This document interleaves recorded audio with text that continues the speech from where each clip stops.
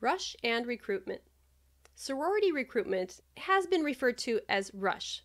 Rush is used as both a noun and a verb. In the noun form, a woman can go through the sorority recruitment process called rush.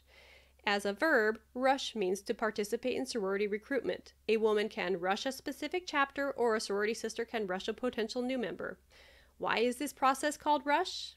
When campuses originally began recruiting new members around the turn of the last century, all the students would arrive on campus on or about the same day. Fraternity and sorority members would rush to meet the trains carrying the students and begin courting them for membership immediately.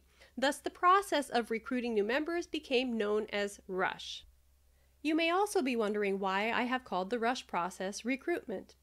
Over the years, the word rush began to harbor some negative connotations, so the NPC member groups agreed the name should be changed to a more fitting term, recruitment.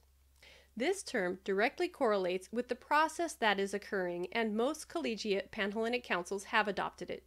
Nonetheless, for any woman who participates in sorority recruitment, it is a rush. After attending 8, 10, or 14 events in one day, just ask any woman if she felt rushed through the friend-making process or between the sororities. Her answer will be a resounding yes. As such, this book sometimes uses the term rush to describe sorority recruitment. You might also hear older sorority members referring to it as rush, and you might find using both terms can come in handy. Now that you understand the meaning of rush and recruitment, you are ready to move on to the working parts. Knowledge is power, right? So do not skip the next section. This information here will help you minimize the amount of worrying and wondering you would otherwise do during recruitment. Preferential bidding system. What you really want to know is, how do sororities choose their members? And we will get to that. But before we do, you need to understand a few things about sorority recruitment mechanics. First, you will learn how the numbers work with concepts like ceilings, quotas, release figures, total, and more. We will also cover the types of recruitment that exist and how this book will help you with all of them. I describe these with the assumption you have already done some research on or have some experiences with sororities. I will not bore you with the history of sororities, Panhellenic, or other details irrelevant to your success in recruitment. There is no test asking you which year the NPC was founded or who its first members were. So how did we get from students accosting new students on train platforms to where we are today? In the 1920s, the NPC recommended its member groups, national and international sororities, use a centralized procedure to match students to sororities. The sororities agreed, and today the rank orderings students and sororities submit during the recruitment process is called the preferential bidding system. Panhellenic councils often refer to the PBS as a mutual selection process. The students attend a sequence of events designed to help both them and sororities to narrow their choices gradually. In each round, the number of sororities a woman can visit is reduced. A woman who receives more invitations than the number of events permitted in a given round must decline or regret excess invitations.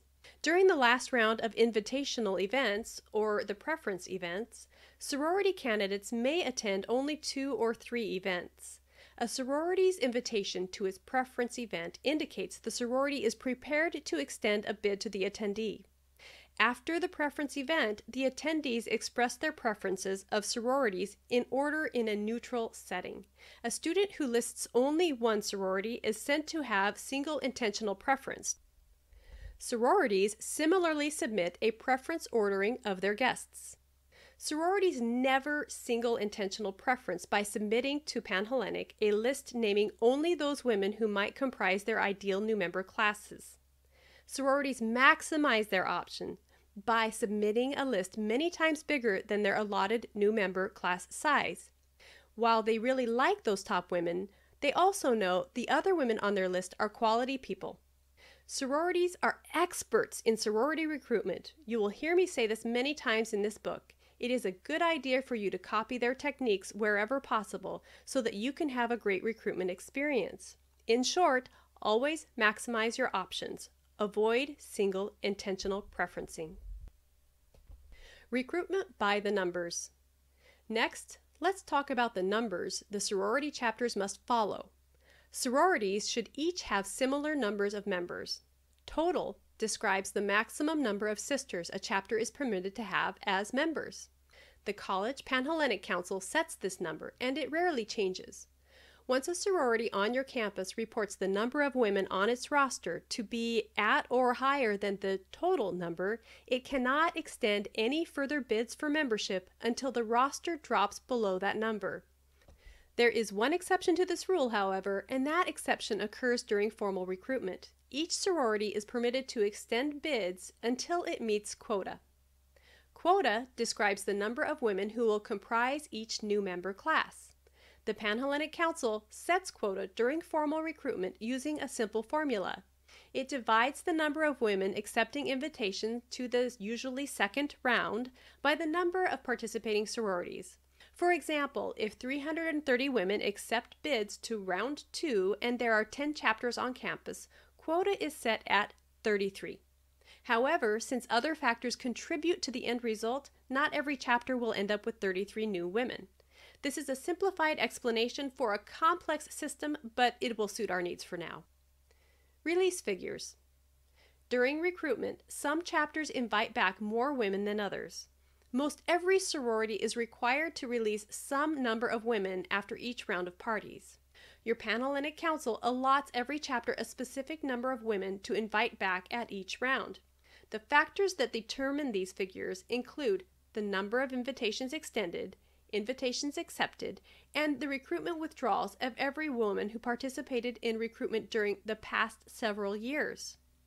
Decisions the sorority members, Panhellenic Councils, and various leaders in each group make can also affect the released numbers. The underlying concept is the response rate to the sorority's invitation will be similar to prior years. The figures are exact, and the Panhellenic Council strictly enforces them. Any sorority straying from this figure by adding more women to its invite back list would result in a lopsided recruitment for other sororities, thereby reducing both the number of women who receive bids and the number of sororities who fill their new member classes. In short, the decisions, choices, and preferences of hundreds of women during the prior few years have shaped the number of invitations extended to the women going through recruitment on your campus this year. How can you influence all of those factors in your favor? You can't. You can't change history. However, you can focus on the aspects within your control, and that is what the rest of this book is about. If you are a numbers nut, you can learn more by obtaining a Panhellenic Green Book containing all of the recruitment rules and perusing online bulletin boards focused on sororities and fraternities. So getting back to the system, let's assume the sorority candidates have submitted their preferences to Panhellenic. For example, sorority AAA is your first choice, BBB your second, and CCC your third. The sororities submit a list to Panhellenic as well, indicating their preferences. For example, candidate A is our first choice, candidate B is our second choice, candidate C is our third choice, and so on. The PBS algorithm then matches students to sororities. Each sorority is eligible to be matched up to a certain quota of new members. Sororities that do not meet quota or who met quota but are not up to total are permitted to extend additional bids to unmatched women.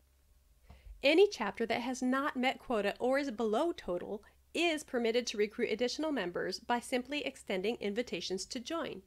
These invitations are extended apart from any Panhellenic process. Sororities simply notify Panhellenic of the new members and update their rosters with the Campus Panhellenic Council.